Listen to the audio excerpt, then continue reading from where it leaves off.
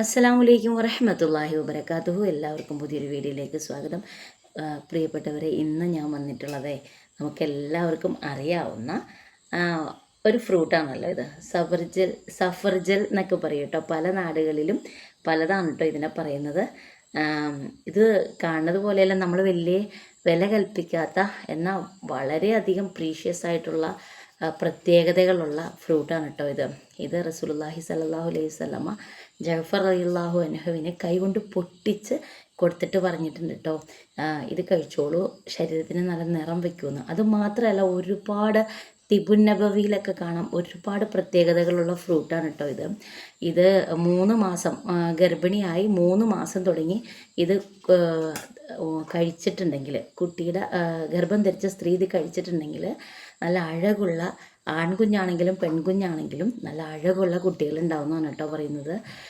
അതുപോലെ തന്നെ ഒരുപാട് നാളായിട്ട് മാറാതെ കിടക്കുന്ന ജലദോഷമൊക്കെ ഉണ്ടല്ലോ, നമുക്ക് പൊതുവായിട്ടുള്ളൊരു തെറ്റിദ്ധാരണയുണ്ട് ഇതിൽ നിറച്ച് വാട്ടർ കണ്ടൻറ്റുള്ള ഫ്രൂട്ടാണ്. ഇതൊരുപാട് വെള്ളം അടങ്ങിയിട്ടുള്ള നീർക്കെട്ട് വരുമെന്നൊക്കെ പലരും പറയാറുണ്ട് കേട്ടോ. തികച്ചും തെറ്റായിട്ടുള്ള കാര്യമാണ് കേട്ടോ. ഇത് ജലദോഷം മാറാത്ത ജലദോഷം വരെ മാറുന്നതാണ് കേട്ടോ. അതുപോലെ തന്നെ മൂത്രച്ചുടിയിൽ, പിന്നെ വസ്വാസം, നമ്മളൊക്കെ പറയില്ലേ OCD, വീണ്ടും വീണ്ടും ചെയ്തോ, നമ്മൾ വൃത്തിയായോ, ഒളു കൊടുത്തിട്ടുണ്ടെങ്കിൽ വീണ്ടും വീണ്ടും ഒളു കൊടുത്തുകൊണ്ടിരിക്കൽ, കൈ കഴുകിക്കൊണ്ടിരിക്കൽ, അങ്ങനത്തെയൊക്കെ സംഭവത്തിന് ഇത് സ്ഥിരം കഴിക്കുന്നത് നല്ലതാണ് കേട്ടോ.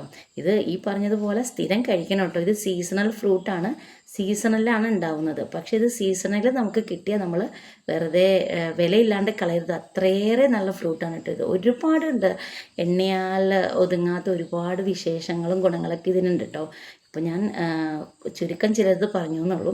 അപ്പോൾ നമ്മൾ പ്രത്യേകം ഓർക്കേണ്ടത്, നമ്മളല്ലാത്തവരും ഗർഭം അല്ലാത്തവരും കഴിച്ചിട്ടുണ്ടെങ്കിൽ നന്നായിട്ട് നിറം വയ്ക്കുമെന്നാണ് കേട്ടോ പറയുന്നത്.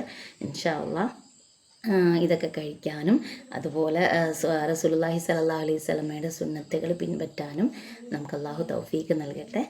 ഇൻഷാ അല്ലാഹ് വീണ്ടും കാണാം. അസ്സലാമു അലൈക്കും.